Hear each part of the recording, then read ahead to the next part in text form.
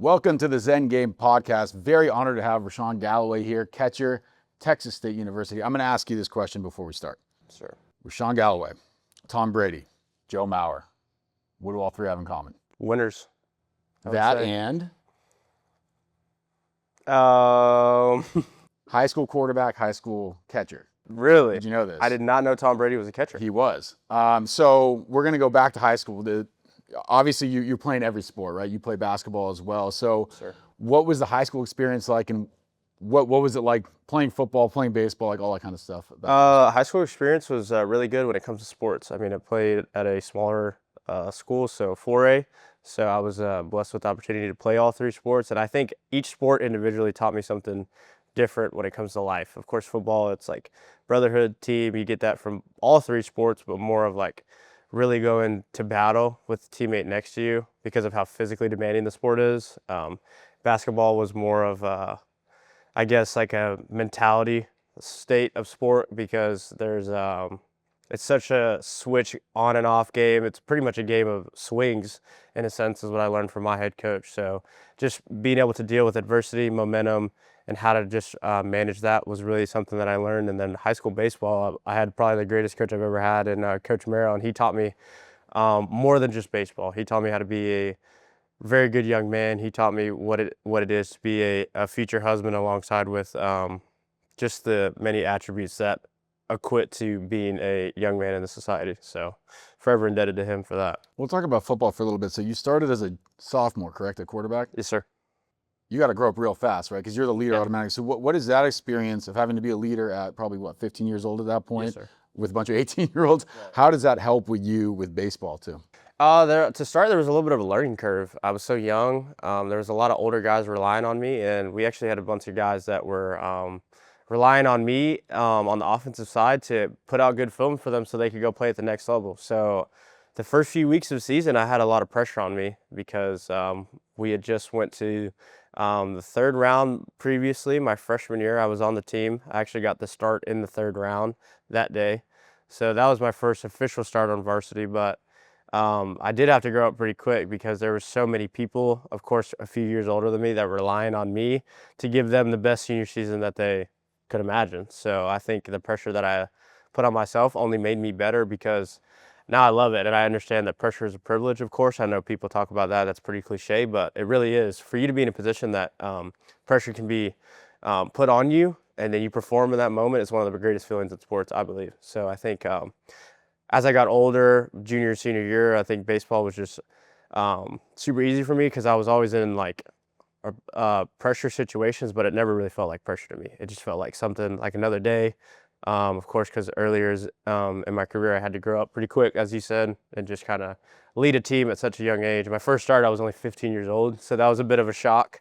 The only kid not driving to the game. Right. Yeah, I couldn't even drive. I couldn't drive until 2 weeks into the season, really. My sophomore year is when I turned 16, so I was just kind of hitching rides from teammates and just getting to practice any way I could, trying to lead the team. I'll let you brag a little bit. Who is the career passing, touchdown, and yardage leader at your high school? Me. Is it you? Yes, sir, it is. Yes, sir, it is. And you obviously end up here playing baseball. So at what point in your athletic career, maybe it happened before high school, did you sort of realize baseball's probably my best sport? The middle of my senior year in baseball was when I really realized. Yes, that late was when I was like, okay, I really need to take this baseball thing serious because I had always loved football. I will tell everyone that's my first passion, no doubt. My dad played college football. But he never really pushed me or forced me to play football. He was like, I want you to go do what God has intended for you to do. And whether that's football, basketball, baseball, I'll support you in either way. So I think I didn't figure out till really late, like I said, mid-senior season in baseball, that this is something that I have to take serious because one of my best friends, he was getting looked at by a bunch of pro scouts. And he ended up getting picked in the second round by the Braves. And I had a lot of talks with some of those guys, and I was like, well, if I'm having talks with these guys right now and I just turned 18 years old, I think this is something that I could really run with. And that's kind of where I got my confidence. And later that summer when the draft came around, I actually had a few phone calls from a bunch of scouts and guys like, hey, we're looking to take you here. Of course, I turned it down because this is the place that I wanted to be at. And I just don't think personally that I was ready at 18 years old to go play professional baseball. I think I still had a lot to prove, and I think it's just benefiting me now in my career. We talked about this before we started rolling. There's a video of you. You're at a showcase. There's a little noise in the stands. Just walk us through that game. Right. My first AB, I had took a pitch that I just didn't really like. That was a strike. I'm sitting in the box shaking my head because I just have a lot of confidence in the box. I overhear some parents saying, "Oh, you're not that good. You don't need to be doing that." So that fired me up, of course. I don't really need like someone to fuel my fire. I already have it. So, I mean, they gave it to me right there. Next pitch, you get a base knock, right? I'm not really saying too much to them. And then they just keep going on. And I was like, okay, like this is kind of getting too much. So towards the end of the game, I ended up going 4 for 4. And then the huge clip that kind of went viral for me is my pitcher throws a pass ball over my head. I catch it off the wall and I throw the guy out of third to end the game. And that's how he kind of won the championship. And you see me look back at the camera per se, but I'm actually looking at those fans that were saying something to me. The camera just happened to be right in angle. He got a great shot. And that's kind of just what blew up for me.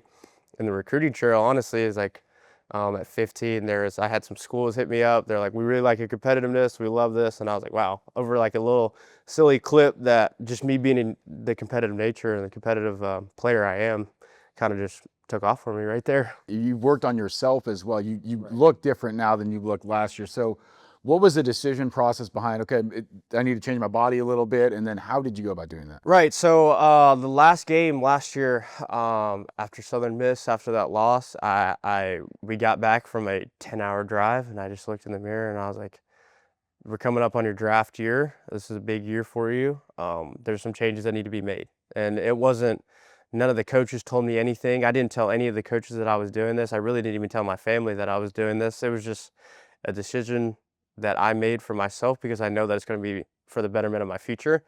And so that summer I was looking up things like that bodybuilders did when they're cutting. And I just kind of followed that.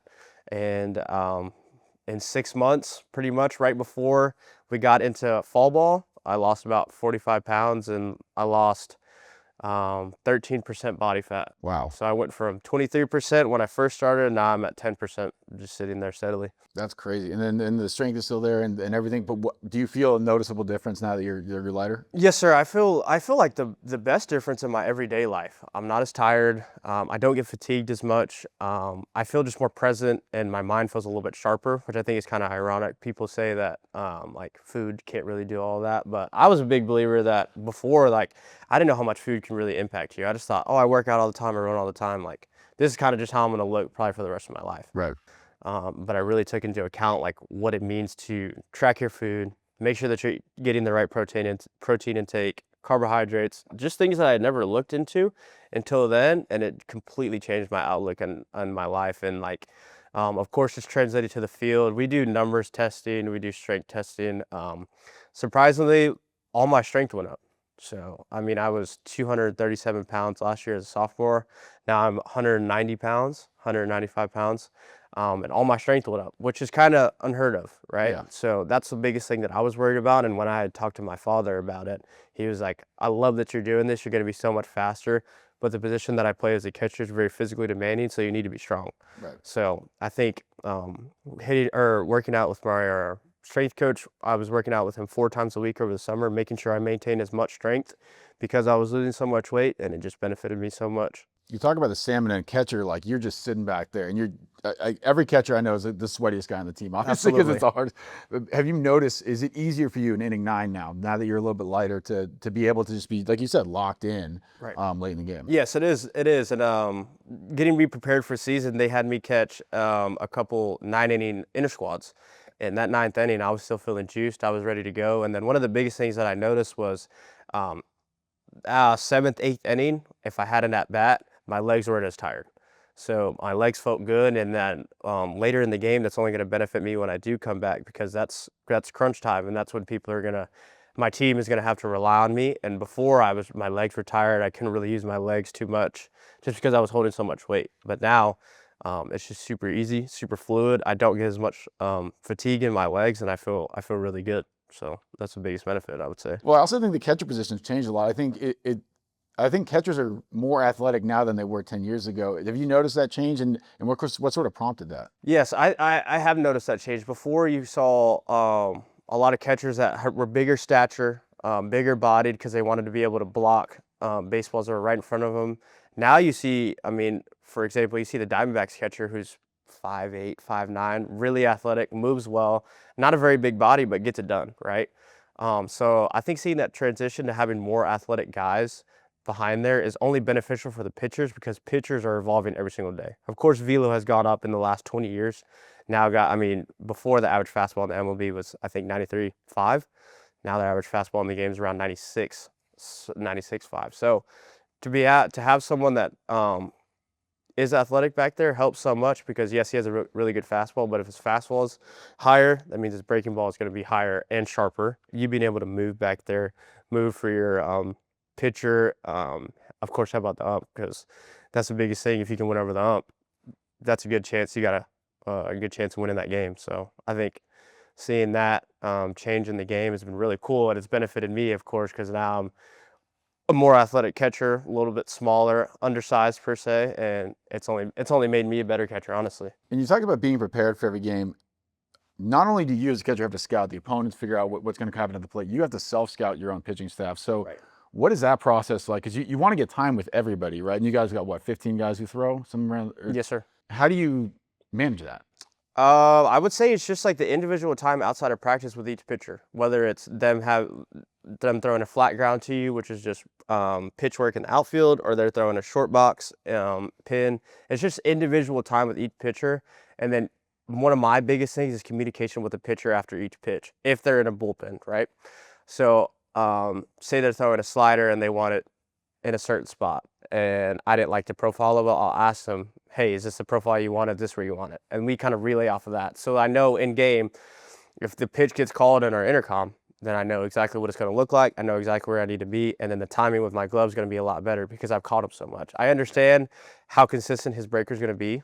And it just makes it so much easier on him, knowing that I know exactly where I need to be at any given time. You mentioned this is your first draft year, right? Right. So what do you hope to see out of yourself? You don't have to say numbers necessarily, but what's the goals? Right. So I think number one goal for me is to just lead this team and to get in as many wins as possible, right? We talk huge about in our culture and that team success leads to personal success. So I think if we just keep winning and playing as a team and get far in the postseason, make our dreams come true and go to Omaha, that's only going to allow more personal success, right? You're going to get more ABs, more opportunities to show yourself to scouts, which I think is going to be huge. So I would say just lead the team to as many wins as possible, be the best teammate I can. Of course, me being injured out right now, but being a week out, I think has been huge for me. It just makes me hungry because it's kind of like I want to be out there so bad. It fuels the fire in me because I've been out of baseball for so long. It's like, okay, once I get back, it's go time, and I can't wait.